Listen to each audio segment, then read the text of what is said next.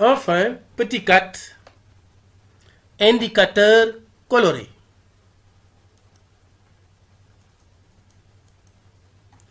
Un indicateur coloré est une substance dont la couleur dépend du pH du milieu.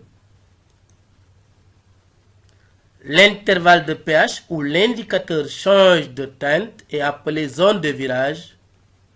La teinte prise par l'indicateur dans cette zone est la teinte sensible.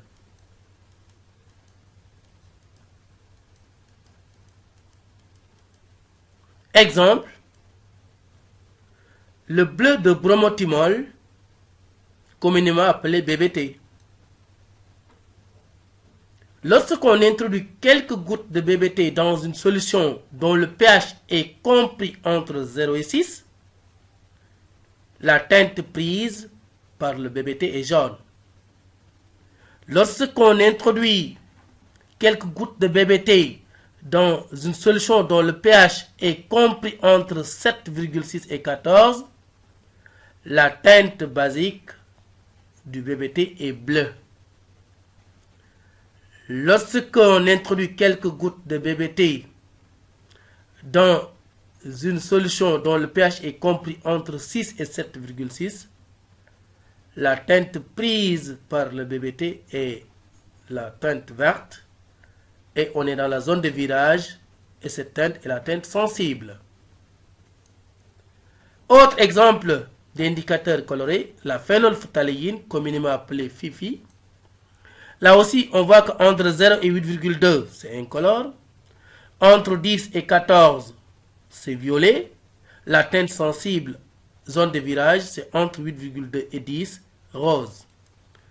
Autre indicateur coloré, l'hélianthine. Rouge entre 0 et 3,1. Jaune entre 4,4 et 14. Zone de virage, teinte sensible, orange entre 3,1 et 4,4. Nous avons ici, pour finir, introduit quelques gouttes de BBT dans 3 solutions de pH différents. Dans la solution de pH 11, on suppose qu'on est à 25 degrés Celsius, c'est donc une base. Le BBT a donné une coloration bleue, une teinte bleue. Et là, on avait vu que lorsque le pH est compris entre 0 et 6, 7,6 et 11, la teinte prise par le BBT est bleue. Lorsque le pH est égal à 7, la teinte prise par le BBT est verte. Là aussi, on avait dit qu'entre 6 et 7,6, le BBT est vert.